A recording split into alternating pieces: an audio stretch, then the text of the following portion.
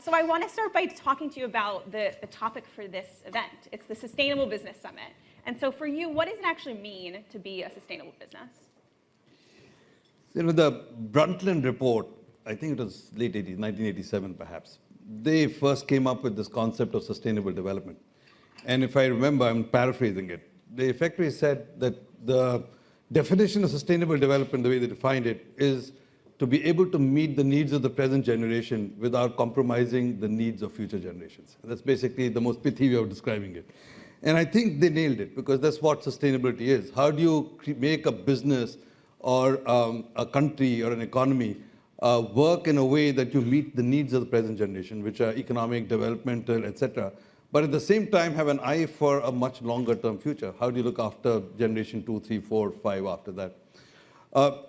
It's interesting that, for the longest time, at least my thinking around it used to be around the S, which is now being called ESG, the social agenda around this. Because to a large extent, I thought a lot about the social equity problem. How do you make sure that you satisfy developmental agendas today, but at the same time you're building for a longer term social thing, education, healthcare, systems of taking people out of economic development and out of the poverty trap. But one of the things that's evolved, and particularly in the last 10, 20 years, frankly after COP21 in 2016, is the recognition that actually some of the biggest challenges we have are environmental challenges. So how do you make sure that the Earth, the planet itself, is sustainable, is there for future generations, leave alone the economic development agenda for people? I like the way Kate Raworth from Oxford actually frames it. She's got this whole concept of donut economics. It's simple, but the idea, if you take the 17 SDGs, you'll find a chunk of them, a number of them are around planetary boundaries. So ozone in the air, the amount of pollutants, etc. So there are 9 planetary boundaries. And the recognition is that for us to be able to keep the Earth itself, the planet, sustainable, over time we've got to live within the constraints of those 9 planetary boundaries. So many of the SDGs relate to those. But at the same time, she defines that as a ring. At the same time, she also defines an inside ring. And the inside ring she defines as the economic considerations, so hunger, poverty, development, etc. And her basic theory is that as we develop, we've got to see how we stay inside the outside ring, but outside the inside ring. So we've got to make sure we're above the floors of economic development. And to me, that's the best way to think about what we're trying to do. Make sure that we create a future for people, the bottom of the pyramid today, the bottom of the pyramid tomorrow, but stay within the confines of the planetary boundaries that are material.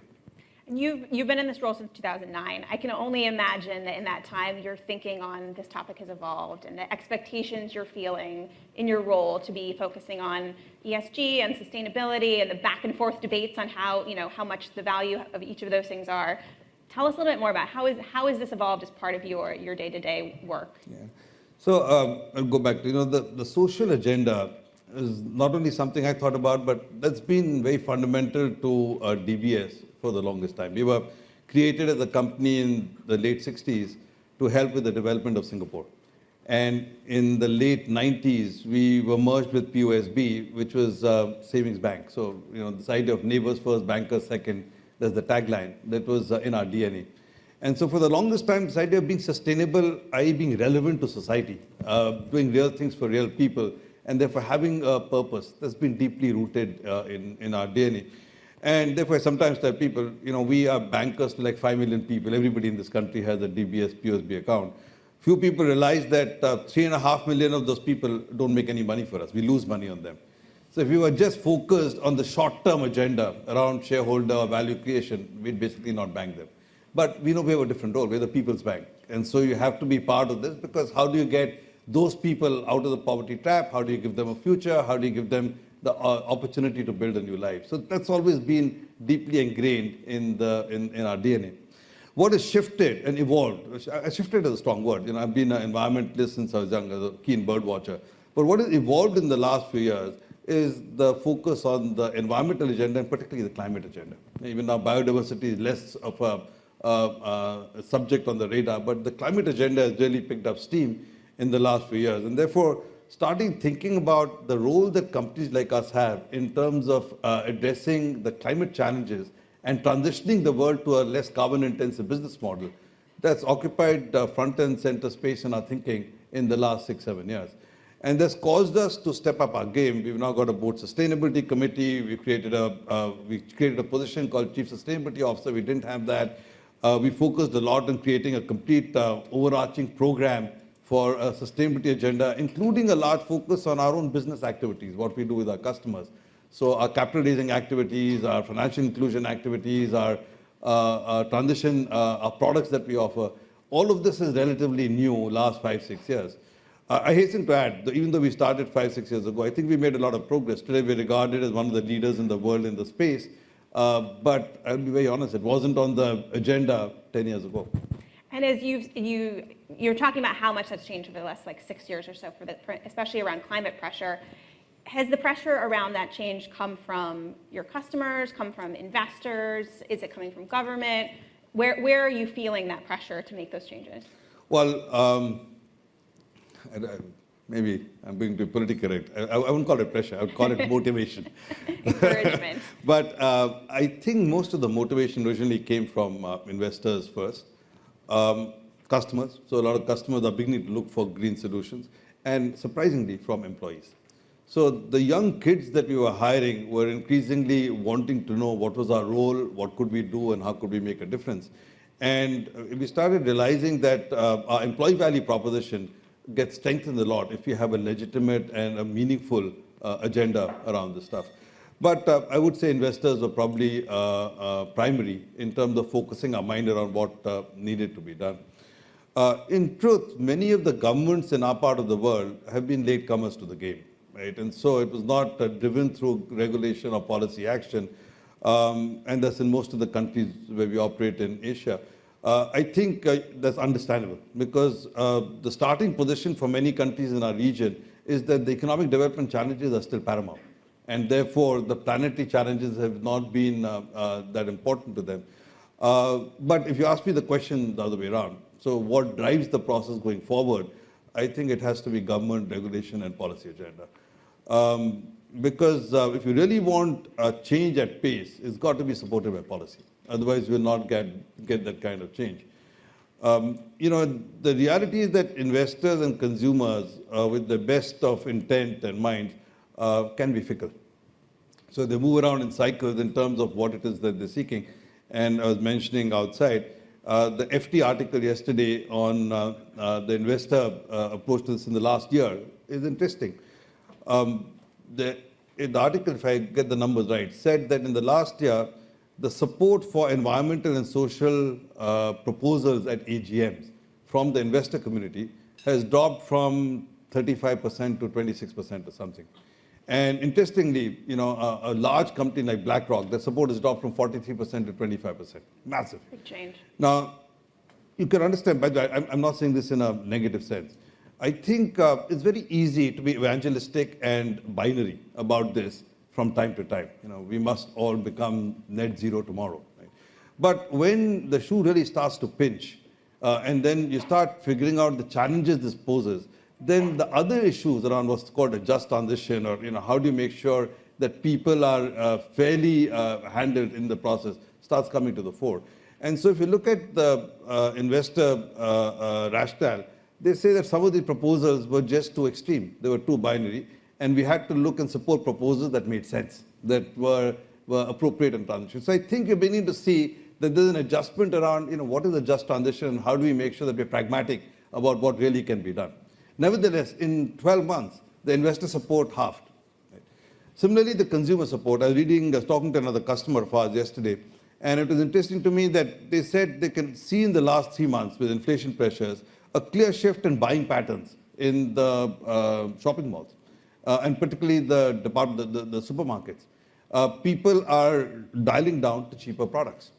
And the minute you start dialing down to cheaper products, you're actually less bothered about the green marking on the product. You're more concerned about things are so expensive, how do I get the next bread or whatever it is back home? So I think you will see ups and downs for legitimate reasons over time. And the only way that we can have a sustained long-term agenda around this development is for governments and policy action. One big step, for example, in respect to climate, has to be carbon pricing. right? And so if you want a price on carbon, whether through a carbon tax process or a cap and trade process or whatever you want, this is a government deal. So the governments have got to step in, be able to create and have a long-term plan. So to that extent, what the Singapore government has done in the last year or so is actually quite admirable. We've got a now price for carbon. We've given guidance on a future price for carbon, which goes all the way up to $25 and $40 per ton. And that focuses everybody's attention better than anything else can. I want to come back to this topic of the just transition that you brought up. But first, we actually have a poll that we've done that we want to pull up onto the screen so everyone can see. We're doing some Twitter polling to get everyone's opinions on these questions too. So a question that we asked is, which stakeholder is most effective at catalyzing corporate climate action in Asia? So hopefully you can pull that up on the screen. You guys can see it around me here. So we asked investors, consumers, or government, and I think far and away here, government was what people thought was actually going to be most effective in making. Is this surprising to you? Or no, you so this totally is what agree? I said. I think going forward, I think policy action, a role of regulation, a role of governments, carbon pricing, taxes, those are going to be critical in getting us to where we want. Now, it is, of course, you've got to understand, governments do what their voters tell them to do. And the voters are consumers. So at the end of the day, if you decide to turn off gas, because Russia turns off gas, and you have no gas in Germany and people are freezing to death in the winter, the governments will do what is appropriate for the voters, and which will mean we've got to find ways to give people heat and electricity and gas. So these are not completely... it's all intertwined here, it is intertwined. And investors do what their funders tell them, right? They must get money from somewhere. So at the end of the day, you've got to get broad society consensus that this is the direction of travel and the path you need to follow. But within that consensus, I really think that there's a lot of room and scope for policy, regulation, pricing frameworks to really get a move on. I want to bring you back to the just transition piece and how that is particularly relevant here in Asia, where there are cities and areas of extreme wealth and areas of extreme poverty. How do we bring both of those groups along with us in this? So it is a genuine problem. You know, we at DBS made an announcement, commitment to exit coal 3-4 years ago in phases. I have to tell you, in all my tenure as a leader, this is one of the hardest decisions I made, because I really struggled at length with the moral dimension of the decision. It's very easy to, again, take a binary view, because I was pushed by the investors, pushed by the NGOs, pushed by government saying, you know, coal's bad, get out. But I grew up in a country where electricity was a premium. I grew up all my life where we had 12 hours of blackouts and brownouts.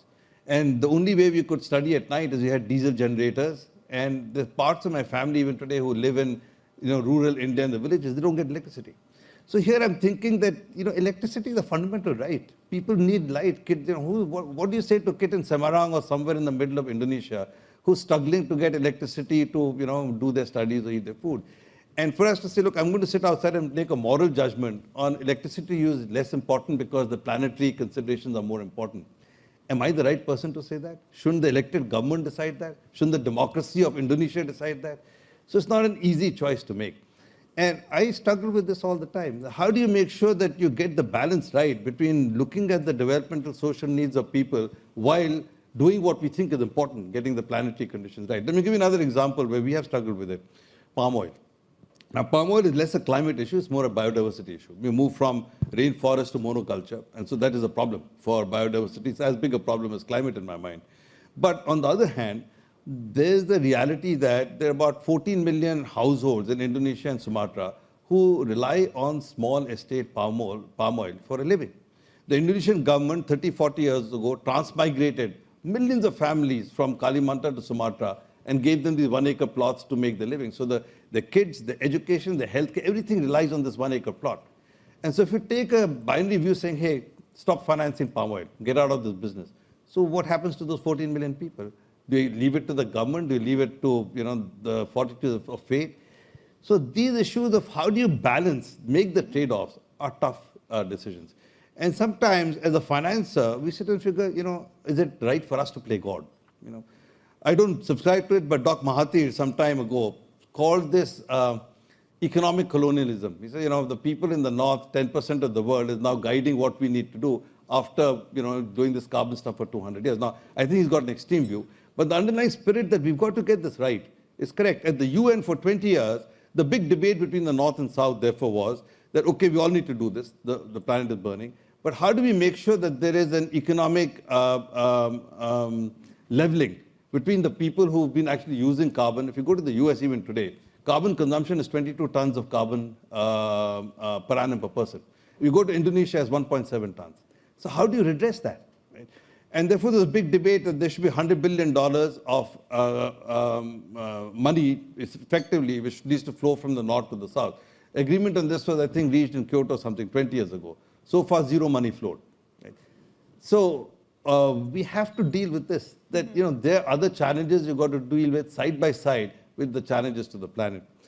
One of the things I've been most excited about, it's a diversion from your direct question, is I think in the last 2-3 years, this pickup of the voluntary carbon markets, I think is an opportunity to redress that balance, to get the economics more leveled across the world.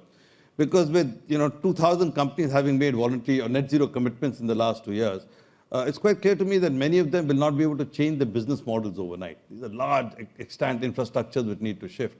But through the voluntary carbon markets, many of them are prepared to make financial commitments to really decent carbon projects, which happen to be in countries like Indonesia and in the south. So that might help redress some of the economic challenges we have around this just transition issue. But it's the classic naughty problem. Do you find it helpful to work with others on this? Like, for example, is GFANS helpful for you? Net Zero Banking Alliance? Like, is this something where you're looking to your peers and you're like, okay, if you're going to take this cold jump, I'll take the cold jump too? Or how helpful is that for you? It's actually helpful, obviously. There's power in many people, and you get some of the effect you're talking about. But I tell you, there's help from two or three other reasons as well. Number one, the issues are complex. And therefore, the more people who are applying their minds to it, and the more you can talk to, the better and more nuanced your own thinking becomes on what is good and what's not good. Everybody's struggling with the same issues. And therefore, whether it's the GFANS or the Net Zero Alliance, it gets a lot of people together to understand and talk to the issues. That's helpful. The second big thing is I think you need a level playing field around the world. You need consistency in standards, in rules, in measurement processes, in disclosure standards. Global agencies, both public sector, private sector, GFANS, they help in making sure that there is a consistency in how do you approach it, what do you measure, how do you get forward. So that's extremely helpful as well.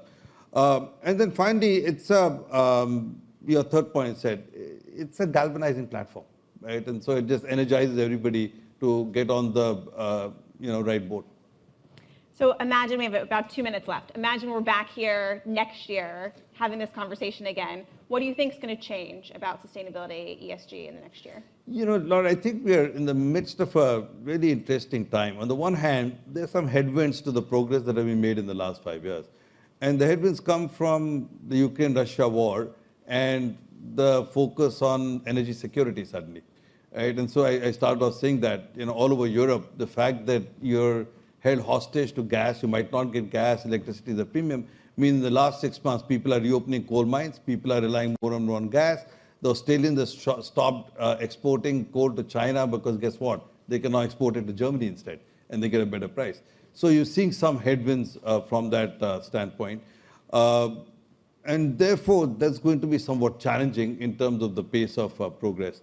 But I also see the glass half full. I think you're also seeing progress in a positive sense.